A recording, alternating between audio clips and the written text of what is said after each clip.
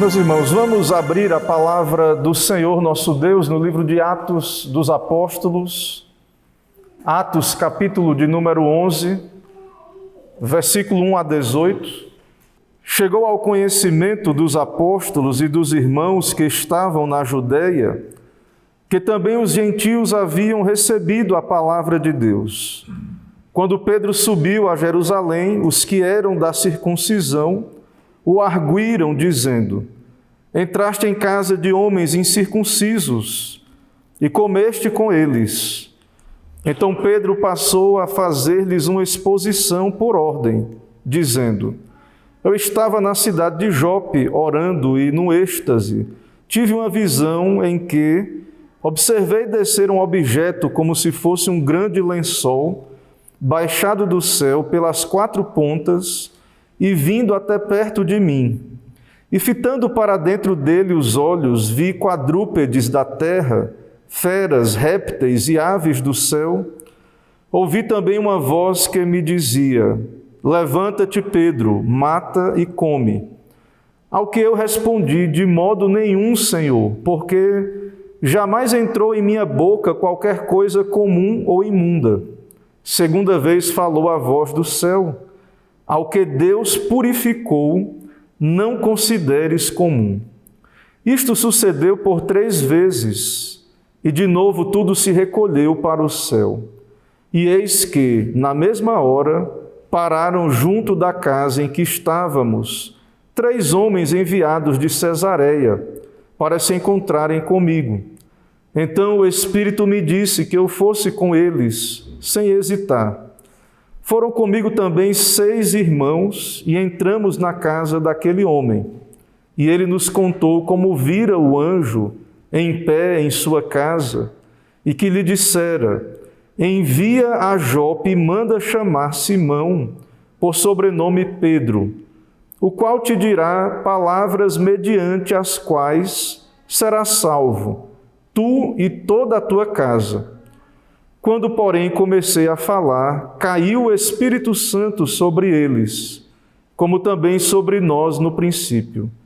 Então me lembrei da palavra do Senhor, quando disse: João, na verdade, batizou com água, mas vós sereis batizados com o Espírito Santo. Pois se Deus lhes concedeu o mesmo dom que a nós nos outorgou, quando cremos no Senhor Jesus, quem era eu para que pudesse resistir a Deus? E ouvindo eles estas coisas, apaziguaram-se e glorificaram a Deus, dizendo: logo também aos gentios foi por Deus concedido o arrependimento para a vida. Vamos orar. Senhor nosso Deus, Pai bendito, te adoramos nesse momento em que estamos diante da Tua palavra lida, pedimos a Tua graça por meio da exposição. Cumpre os Teus propósitos em nós, o Teu povo, santifica os nossos corações, nos dá a discernir o Teu propósito por meio desse texto. Também, ó Deus, que Teu Evangelho seja pregado, anunciado e que o Senhor também cumpra o Teu plano através da igreja de reunir um povo de todas as nações. Assim oramos, pedimos a Tua bênção no nome de Jesus. Amém. Meus irmãos, nós estamos neste capítulo 11 do livro de Atos e é uma continuação daquilo que vimos no capítulo de número 10 e há, de fato, uma repetição. Pedro, justificando-se para os judeus líderes da igreja de Jerusalém, ele repete aquilo que de fato aconteceu no capítulo anterior. E a palavra de Deus é um livro que, inspirado por Deus, não é um livro exaustivo, e se algo está na Bíblia, Deus tem um propósito, e se algo é repetido na Bíblia, nós cremos que há uma ênfase do autor divino, o próprio Deus, usando o autor humano, Lucas. Então, Lucas, inspirado pelo Espírito Santo, ele de fato se detém nesse evento, nesse momento em que os gentios dão entrada na igreja, nesse evento em que Pedro prega na casa de gentios, e também este evento em que o Senhor derrama o Espírito Santo, de fato há conversão ali na casa de Cornélio, ali em Cesareia. Dessa maneira, de fato, nós temos que passar por essa sessão e observando esses destaques. E Deus, Ele está trabalhando, de fato, tanto na expansão da igreja, que ela cresce aqui, em direção a Cesareia, mas o Senhor está trabalhando no coração do próprio apóstolo Pedro. E também o Senhor está trabalhando na igreja, que é judaica, composta de judeus zelosos, e o Senhor então está preparando a igreja para que entenda que a igreja ela tem um caráter universal. É da natureza da igreja ter um caráter universal. Isso está revelado nas Escrituras desde o Antigo Testamento.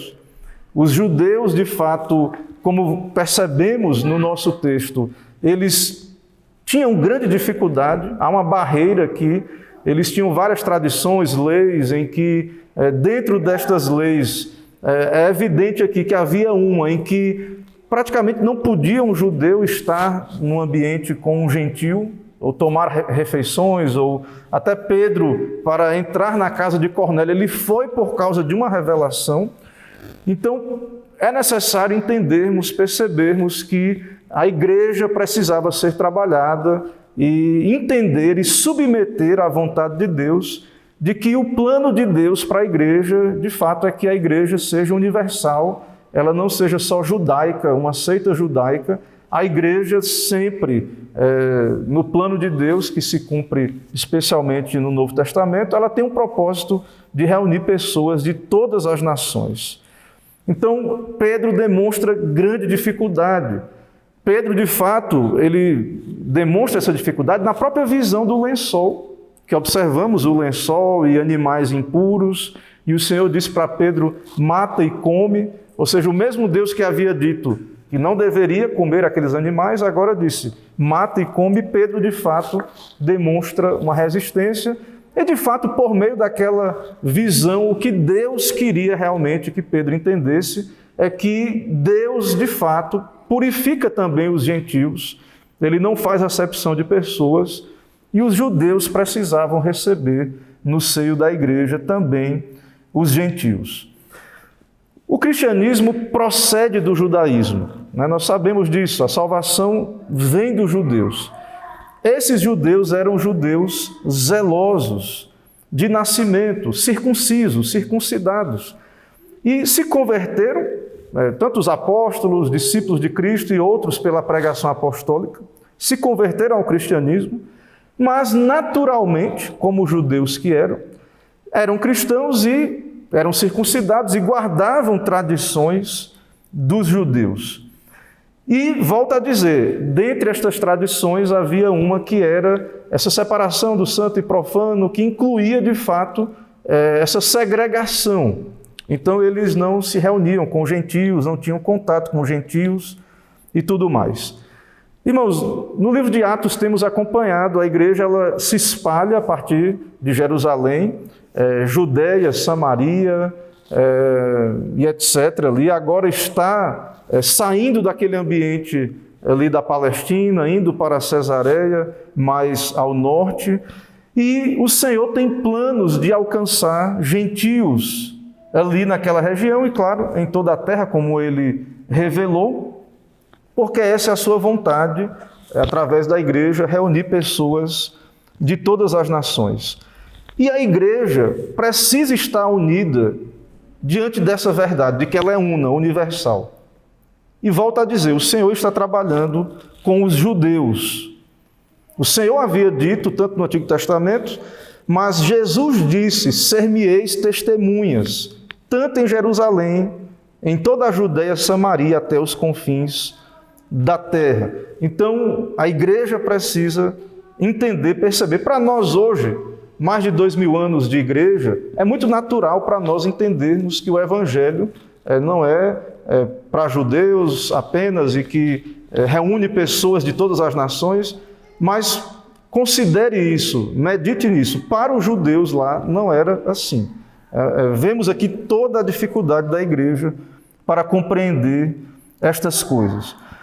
Então, este é o motivo porque Deus, através de Lucas, se detém nestes eventos, né? O Senhor nos revela estes eventos relacionados à conversão do centurião, marcando definitivamente o avanço da igreja em direção aos gentios. Observamos no capítulo anterior, no capítulo de número 10, um capítulo longo que consideramos no sermão anterior, temos ali Deus se revelando a Cornélio, no verso 3 ao verso 8. Depois o Senhor se revela a Pedro, verso 9 a 16. Também no capítulo anterior, do verso 17 a 22, o Senhor ordena Pedro ir com os enviados de Cornélio. Depois, do verso 34 a 43, a pregação de Pedro, que já vimos. E, por fim, a conversão dos gentios, do verso 44 ao verso 48. E eles então são batizados, esses que se convertem e entram na igreja. Estamos agora então no capítulo 11 e vamos considerar este capítulo a partir do seguinte tema: a Igreja de Cristo reconhece sua natureza universal. A Igreja de Cristo reconhece sua natureza universal. Isso que vamos ver aqui é a continuação do capítulo 10, por isso tem esse resumo, falei deste resumo, aquilo que vimos no capítulo anterior, então está conectado a sequência, a continuação do capítulo 10.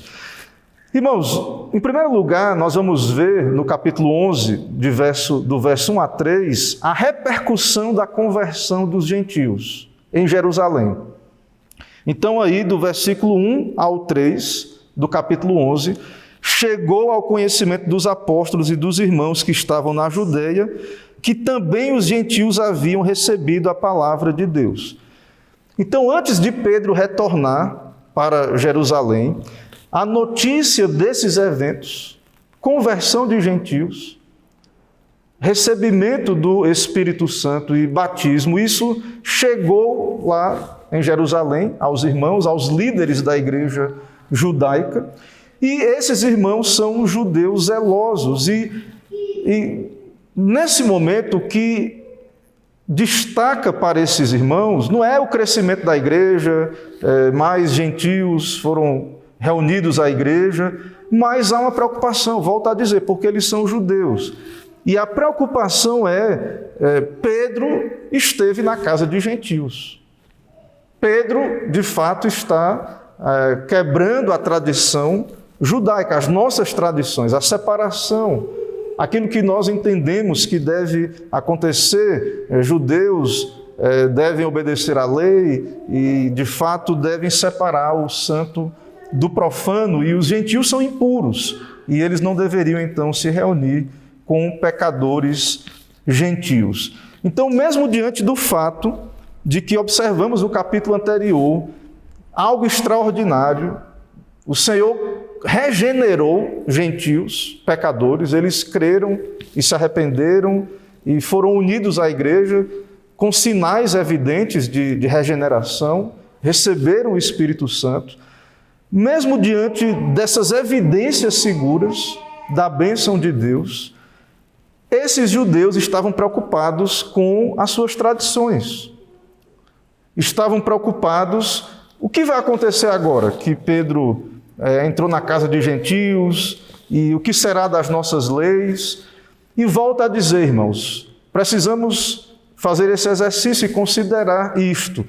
Como foi difícil para os judeus desvincularem-se dessas tradições que Deus havia dado na sua palavra, mandamentos e leis, e outras tradições que foram desenvolvidas pelos judeus e que eles praticaram séculos a fio, essas tradições, e toda a relação também dos judeus com os gentios, e foram muitas vezes invadidos, feitos cativos, e toda essa questão que segregou os judeus dos gentios. Então, eles estão preocupados. O que será agora? A igreja está expandindo e chegou até Cesareia, mas como é que será essa relação dentro da igreja de judeus e gentios, tão diferentes, com tradições tão diferentes. Então, foi muito difícil para a igreja, que surge a partir dos judeus, de crentes judeus ali, a princípio, foi muito difícil para perceberem, entenderem o caráter universal da igreja. Esse isolamento judaico, então, é uma realidade que observamos aqui no texto bíblico. Mas agora, irmãos, de acordo com o Evangelho, o pacto da graça revelado no Novo Testamento, os judeus precisavam abandonar essas coisas. Não é fácil, mas eles precisavam abandonar, porque o próprio Deus, ele revela com mais clareza, com mais luz, que não há uma raça pura, que nós somos purificados todos por meio da fé em Cristo. Então, no pacto de Deus, no plano de Deus de salvar pecadores, não há, de fato, acepção de pessoas, não é uma questão de etnia, de genética. Deus salva por graça pecadores de todas as nações. Então, Deus está trabalhando com Pedro. Alguns dizem que aqui, nesses capítulos, há uma espécie de conversão do próprio Pedro, né? Deus está trabalhando com o próprio Pedro. E uma das maneiras que vimos foi dando aquela visão dos animais. E Deus então diz para Pedro, mata e come. E ele está, através disso, ensinando que aquela questão cerimonial dos alimentos puros e impuros, tudo isso já cumpriu o seu propósito simbólico, tipológico. Mas, ao mesmo tempo, irmãos, vemos que é natural da parte de Pedro e da parte dos judeus, que passaram séculos vivendo nessa tradição, é natural questionar, ter dificuldade. Perceba que há uma certa tratativa de Deus com Pedro e com a igreja que tinha ali a sua constituição judaica. Deus está tratando de modo muito gracioso, de modo muito amoroso, claro, revelando a sua vontade para a igreja. Mas perceba que tradições populares, arraigadas, tradições que estão ali habitando nos corações séculos a fio, como é o caso dos judeus, elas não podem contradizer a revelação de Deus. E a igreja, como ela é submissa a Cristo, a igreja é noiva de Cristo, ela atende à palavra de Cristo. Então, Deus revela a Pedro a questão da visão dos animais, que ele deveria acompanhar os enviados de Cornélio, ou seja, pregar para os gentios, e depois dar um sinal de que aceitou os gentios. Então, Pedro, por revelação, por evidências da providência de Deus, ele não tem como contradizer a palavra de Deus através de Pedro ali, a palavra de Deus através do seu apóstolo, é que ele considere puro ao que Deus purificou. Os gentios, considerados pelos judeus impuros, não são impuros, né? Na verdade todos são impuros, todos nascem mortos e impuros, mas são purificados pela fé. Quando creem em Cristo, se arrependem, são perdoados. Então, mas um ponto que quero transmitir aos irmãos é que precisamos ter essa percepção de que, de fato, não foi fácil para a igreja, e não é fácil quando há tradições estabelecidas, mas a igreja ela se submete à Bíblia. Não importa quanto tempo uma tradição tenha, quão popular uma tradição seja, ela precisa estar debaixo da palavra de Deus, e a igreja ela irá submeter a palavra de Deus acima de tudo. Então, nós vemos aí, nesse primeiro ponto, que houve uma repercussão. Houve uma repercussão porque havia uma tradição e, de fato, eles precisavam entender que Deus recebeu os gentios e eles também deveriam. O segundo ponto vai do verso 4 ao verso 17, que é a justificativa de Pedro para os seus atos pastorais aos gentios. Irmãos, aí a repetição, do verso 4 ao verso 17, Pedro reconta tudo aquilo que está no capítulo 10, e o ponto é que todos esses eventos, na verdade tudo, né, que temos acontecendo no mundo e na história da igreja, são guiados pela providência de Deus. Mas, ainda mais, Pedro agiu debaixo de revelação. Pedro agiu, Deus revelou a ele o que ele deveria fazer. O Espírito Santo disse que ele deveria acompanhar os enviados de Cornélio. E Pedro simplesmente está dizendo: eu obedeci. Eu fiz a vontade de Deus. Deus está fazendo estas coisas, né, através de mim. É o que ele está dizendo. O próprio Deus está cumprindo este plano de reunir gentios à igreja. E nós precisamos nos alegrar com isso e nos submeter. Mas veja e perceba que, pela mentalidade judaica que havia ali, era necessária uma justificativa. E foi dada. Pedro, ele não fica ressentido. O Pedro mesmo não iria para a casa de Cornélio se Deus não tivesse enviado ele. O próprio Pedro não aceitaria como judeu zeloso. É como ele disse: eu não vou comer nada daqueles animais imundos. Então, o próprio Pedro sabe que não é fácil aceitar estas coisas. Então, a igreja precisava de uma justificativa, ser instruída, precisava ser dito à igreja: ó, Deus orientou dessa maneira, é a vontade de Deus, é a palavra de Deus que nos está encaminhando nesta direção. Então, embora estas coisas não sejam novidades, a inclusão dos gentios não é novidade.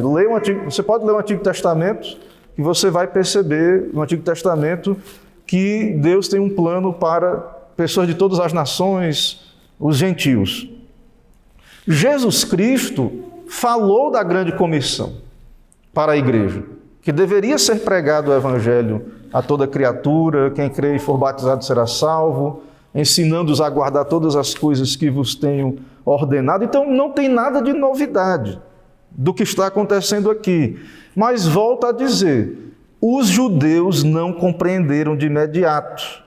A igreja passou por um processo. Deus tratou com a igreja, houve então a tratativa muito graciosa de Deus com a igreja judaica, para que a igreja de Deus, né, que era de constituição judaica, para que a igreja pudesse absorver o fato de que o propósito de Deus é unir pessoas de todas as nações debaixo do mesmo pacto, de todas as línguas, que não tem nada a ver com uma raça específica, pessoas de gêneros diferentes, classes sociais, todos são unidos debaixo do mesmo pacto, são salvos pela graça, e assim como são unidos a Cristo pela fé, são unidos à igreja, que é universal, a igreja de Cristo, reunindo pessoas de todas as nações.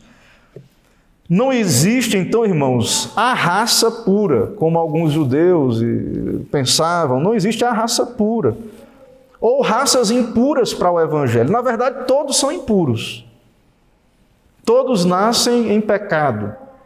Todos possuem obras que são trapo de imundícia diante do Senhor. Mas todos os que se arrependem e creem são purificados. Independente da etnia, de onde veio, da raça, da classe social, todos os que creem no Senhor Jesus são purificados. E nesta altura da história da igreja, chegou a hora de Deus cumprir essa promessa, esse plano do evangelho se expandir e alcançar pessoas de todas as nações. E Deus está trabalhando com a igreja para que aceite e se submeta a isto, que é a sua vontade, que é o que Ele revela em sua palavra. Então, tudo que está aí do verso 4 a 17, que Pedro repete os eventos, tudo isso, irmãos, revela que foi palavra de Deus. O que Pedro obedeceu foi providência de Deus incontestável, e é o que Pedro está argumentando. O que é que eu posso fazer se o próprio Deus os recebeu na igreja, derramou o Espírito Santo, os salvou? Quem sou eu para não batizá-los, né, para não incluí-los na igreja do Senhor? Então Pedro está argumentando isso, né? A retrospectiva aí, ele primeiro tem a visão dos animais, voltando aí do verso 4 em diante, depois ele prega também, Deus abençoa a pregação, Deus purifica os gentios e eles são batizados, eles são recebidos na igreja. Então, não receber os gentios, os judeus segregarem os gentios, caso eles tivessem feito isso, não foi o caso, graças a Deus, e sabemos, né, a igreja está aí, recebeu, mas caso a igreja não recebesse os gentios, isso era ir contra a palavra de Deus. E não era isso que a igreja iria fazer. A igreja se submete à palavra de Deus. Eles eram zelosos.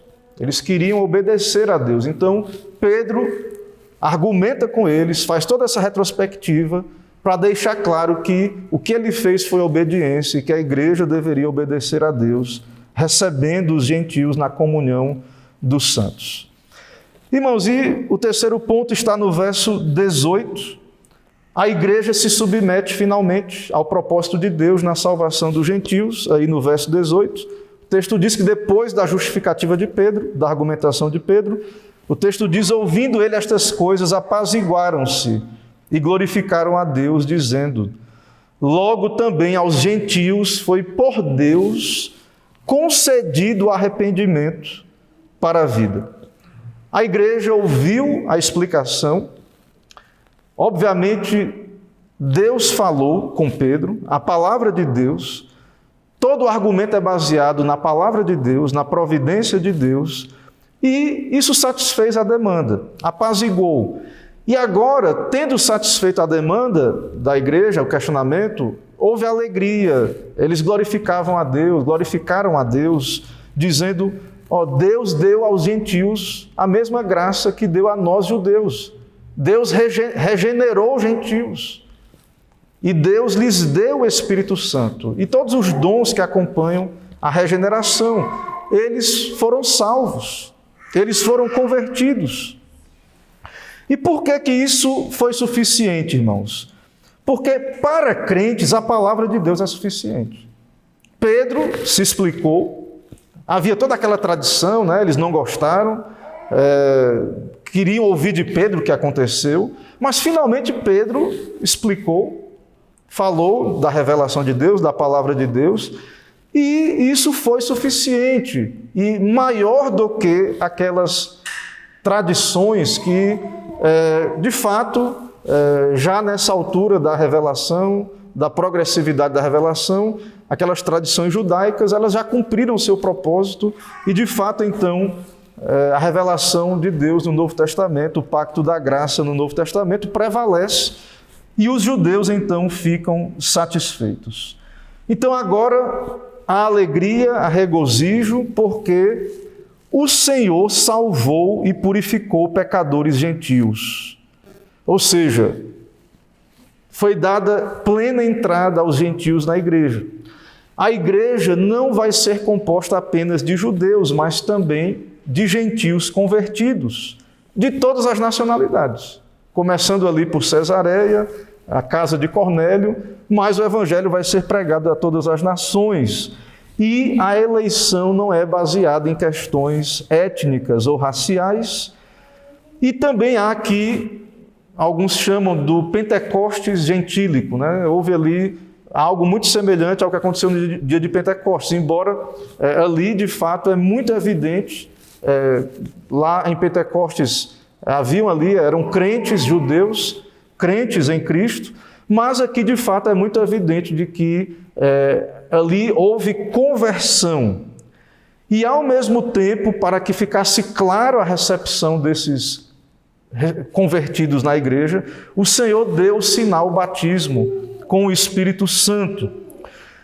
E diante disso, irmãos, nós precisamos destacar algo importante. Alguns usam essa ideia e até mesmo esse texto para dizer que esse batismo com o Espírito Santo é uma segunda bênção. Perceba, leia esse texto com atenção, você vai perceber que não há nenhuma ênfase em segunda bênção, mas na verdade esse derramamento do Espírito Santo está associado à conversão. Eles ouviram a palavra de Deus, eles foram regenerados, eles se arrependeram, eles creram. Eles não estavam esperando, buscando uma segunda bênção. Pelo contrário, Cornélio era alguém que Deus disse para ele, manda chamar Pedro para que ele pregue a palavra, E é muito evidente pelo contexto que isto relacionado a uma questão de salvação, de conversão. Então, o derramar do Espírito Santo aqui marca tão somente o avanço da igreja em direção aos confins da terra. Não há aqui nenhuma evidência, de uma busca por segunda bênção ou algo desse tipo. E falarei ainda um pouco sobre isso aqui nas aplicações finais. Irmãos, então vamos para as aplicações finais diante desse texto. Em primeiro lugar, eu quero enfatizar aí no verso 18 que arrependimento é uma graça salvadora. Arrependimento é uma graça salvadora. Veja, quando no verso 18 os crentes de Jerusalém foram apaziguados e glorificaram a Deus, eles disseram: logo também aos gentios foi por Deus concedido arrependimento para a vida. Logo também aos gentios foi por Deus concedido arrependimento para a vida. Então, nós, observando o texto, percebemos claramente que o arrependimento é dom de Deus. A nossa confissão de fé fala disso. Tem um capítulo da nossa confissão de fé sobre arrependimento.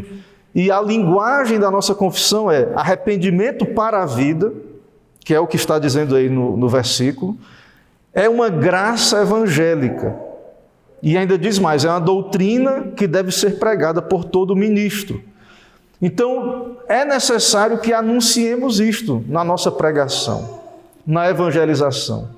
Que o homem, de fato, ele não pode arrepender-se por si mesmo. Através do meio de graça da pregação, Deus envia a pregação. Enquanto Pedro estava pregando o simples evangelho, Deus concedeu, Deus regenerou o coração daqueles que estavam ali, aquela auditória, aquela plateia que estava ouvindo, a casa de Cornélio. E, de fato, Deus concedeu as graças da salvação, que incluem o arrependimento, a fé, o Espírito Santo. Então, é isso que nós observamos no texto. Arrependimento é uma graça. Então, nós precisamos orar pelos meios de graça. Nós precisamos, irmãos, orar pela pregação da palavra. Nós precisamos, então, atender a pregação com essa expectativa e esperança, porque é Deus que concede o arrependimento. Quando estamos aqui, domingo após domingo, às vezes talvez alguém pode pensar assim, mas pastor, a gente já tem tantos anos vindo e muitas vezes não observamos conversões, porque isso é dom de Deus, irmãos. É uma graça salvadora, é Deus que converte. Ele usa como meio, ele determinou usar a pregação, mas nós precisamos, nós cremos nisto, é bíblico, cremos porque é bíblico. O Senhor nos revela isto em sua palavra, que o arrependimento para a vida, não estamos falando de qualquer arrependimento, o arrependimento salvífico, aquele que levará o pecador aos pés da cruz, aos céus, é dom de Deus. Só Deus pode conceder essa graça e é associada à pregação. Então é muito importante a pregação da palavra, orarmos pela pregação, atendermos à pregação, que o Evangelho seja pregado para que Deus reúna a sua igreja. Outro ponto aqui no nosso texto que quero enfatizar a título de aplicação é a unidade da igreja. A unidade da igreja. Veja que houve uma tensão ali de separação. Talvez, se Deus não tivesse tratado, haveria uma igreja judaica, uma igreja gentílica, mas a igreja ela é una, ela há unidade, é uma só fé, um só batismo, um só Espírito, como Paulo diz na sua carta aos Efésios. Então a igreja é uma unidade, nós somos um em Cristo. Pessoas de todas as nações, homens, mulheres, pessoas de toda tribo, língua e nação, de todas as condições sociais, todos nós somos um em Cristo, somos unidos a Cristo. E um ponto que eu quero enfatizar, daquilo que eu disse, que é muito evidente que não há uma busca de uma segunda bênção no nosso texto, é que toda essa ideia de uma segunda bênção, que surge com o movimento carismático, passa uma perspectiva desse batismo com o Espírito Santo, como eles entendem, que acaba segregando a igreja. E tanto lá em Pentecostes, todos receberam o Espírito Santo. Todos que estavam presentes falaram. Aqui também, eles não estavam buscando essa suposta segunda bênção, eles estavam ouvindo a pregação, e você percebe no texto, quando Pedro está pregando, que todos os convertidos ali, todos que foram alcançados, todos que estavam ali foram alcançados, todos receberam o Espírito Santo. Então, a igreja ela é uma. Todos os crentes verdadeiros, meus irmãos, eles têm o Espírito Santo e todas as graças salvadoras. Então, essa ideia de que é uma segunda bênção, isso cria categorias de crentes. Quem tem, alguns na história da igreja falavam dessa segunda experiência como uma plena santificação, outros como uma capacitação para o serviço, mas independente do que é associado a essa experiência, isso acaba criando essa segregação na igreja. E então nós precisamos ter cuidado com isso, porque tudo o que vimos aqui no texto é que o propósito de Deus para a igreja é que ela seja uma unidade. Há um pastor presbiteriano, R.C. Sproul, no seu comentário ele fala algo interessante, e ele diz o seguinte: entre os verdadeiros cristãos, não existe tais coisas como um tem e outros não têm. Todo cristão é nascido do Espírito, habitado pelo Espírito, e foi batizado pelo Espírito e capacitado por Deus para o ministério. Isso significa que não há os que têm e os que não têm na igreja. Aí veja o que ele vai dizer agora, interessante. Há pessoas na igreja que têm o Espírito e pessoas que não têm. Aqueles que não têm não são convertidos. Então, se alguém não tem o Espírito Santo, ele precisa, de fato, nascer de novo, se arrepender, crer em Cristo. É muito possível, ele diz ainda, frequentar a igreja durante anos e professar a fé em Cristo e ainda assim não ser regenerado e não ter o Espírito Santo. Então, observando a Bíblia, o que vemos é sim, pode haver essas duas categorias de pessoas dentro da igreja, mas se não tem o Espírito Santo, é porque precisa nascer de novo. Então, se você é um cristão, você tem o Espírito Santo e a obra redentora completa em você. E não devemos, então, irmãos, esperar uma experiência, uma segunda bênção que vai consertar. Então, eu preciso... Não, todos nós, irmãos, nenhum crente, mesmo os regenerados, todos nós lutamos, temos fraquezas, precisamos ser santificados a cada dia. Então, não há uma experiência de santificação instantânea ou qualquer coisa nesse sentido. Todos os crentes têm o Espírito Santo, ainda assim há a presença do pecado no crente e há um processo de santificação durante a vida, que vai perdurar toda a vida. Então, toda essa ideia, eu estou usando isso para aplicar, para nos alertar que muitas vezes essa ideia de uma segunda experiência, isso acaba segregando a igreja ou criando uma ideia na mente de alguns crentes: eu não sou tão crente assim, ou tão santo quanto deveria, porque eu preciso de uma segunda bênção ou qualquer coisa do tipo. É evidente, irmãos, que pelo livro de Atos e por essa sessão, nós precisamos sim de avivamentos, que Deus avive a sua igreja. Nós precisamos que Deus abençoe a pregação, os meios de graça para a conversão de pecadores. É uma obra de Deus, nós precisamos orar para que Deus abençoe a sua palavra, isso é evidente, mas nós precisamos ter cuidado com fazer uma teologia que segregue a igreja, e de fato não é esse o propósito desse texto, mas é a unidade da igreja. Meus irmãos, que o Senhor nos abençoe, que o Senhor aplique a sua palavra ao nosso coração. Amém.